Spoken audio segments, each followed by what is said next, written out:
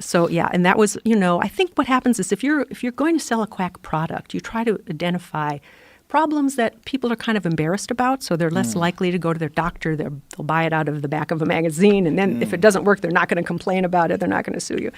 But these were not just marketed for that. They were marketed for colds. They were marketed for obesity, for constipation, for insanity. That was a big one, trying to cure insanity.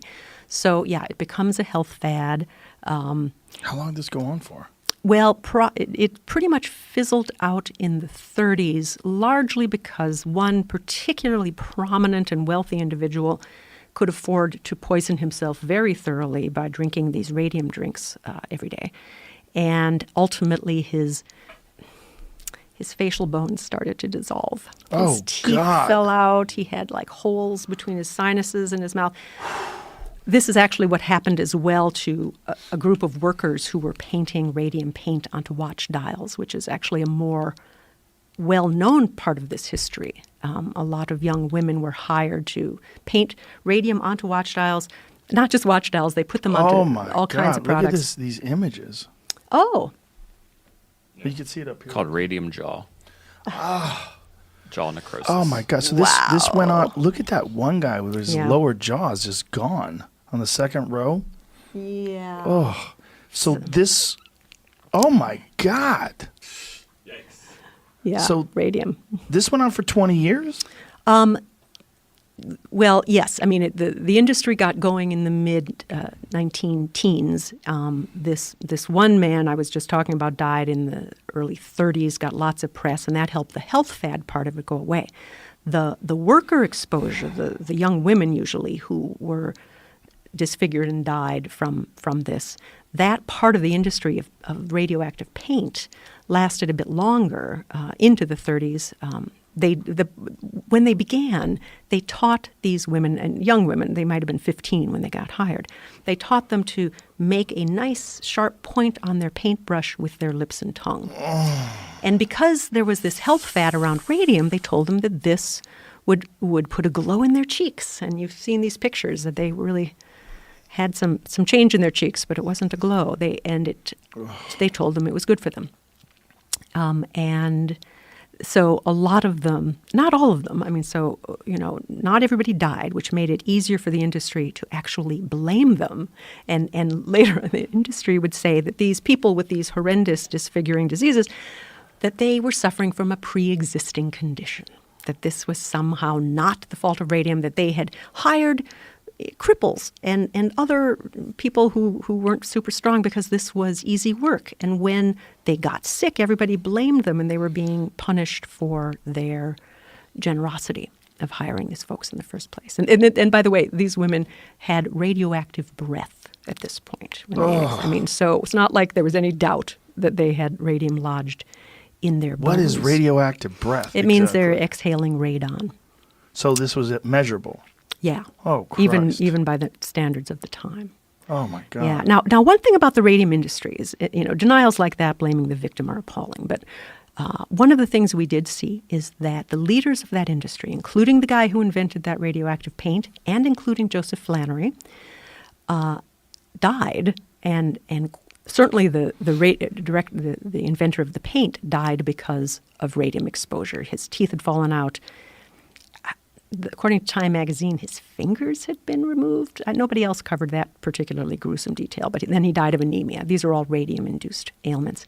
Joseph Flannery, the guy who launched Standard Chemical, well, he had this great idea that he had all this radioactive waste, right? So he hired a botanist to find out if it could be a fertilizer.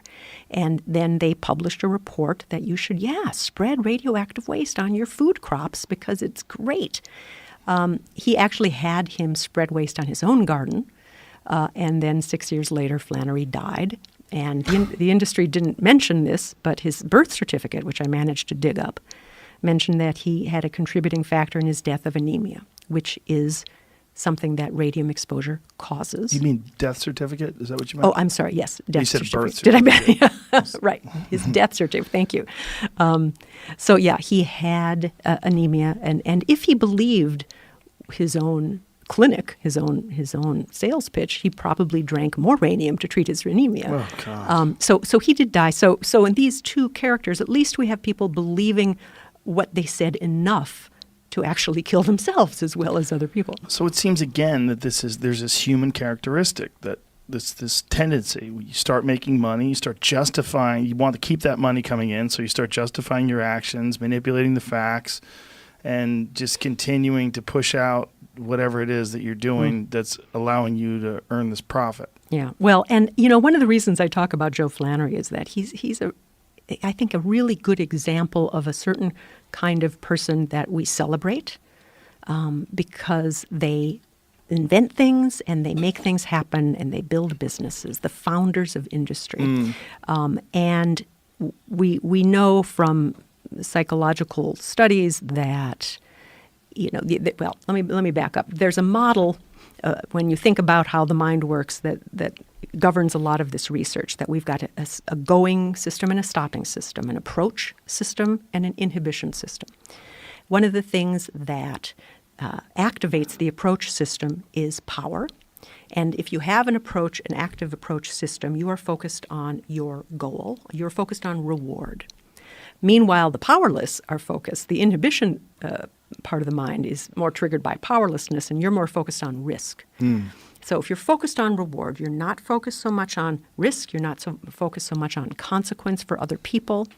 And so, of course, that gets you hailed as a visionary. And Joseph Flannery was hailed as a visionary. And he did, he was bold. He was inventive. He worked hard. He built a business. He just didn't ask, should we actually feed this cell-killing radioactive substance that fuses into people's bones permanently to people without any evidence of safety? Or should we just go for it and see how it works? And so, that I think is troubling in the sense that you've got industry leaders who fit a certain psychological profile who rise to the tops of their industries precisely because they are reward-focused. But if they are not balanced out by other people whose job it is to say, what about the risks? What about the consequences? What could go wrong here? You have a recipe for disaster. Ugh. And also ignorance at the time. I mean, no one really understood that kind of stuff in terms of what the general public probably didn't really know what radiation could do to you. The general public didn't know at all. And in fact, radioactivity, there was this incredible aura around it. I mean, it was energy, it was stimulation. That's one of the reasons it got used for sexual dysfunction and other sorts of treatments. Guys? Yeah, we don't know. And that's the problem. I mean, with the case of a lot, yeah, me too. With the case of a whole lot of these folks, the consumers of these products,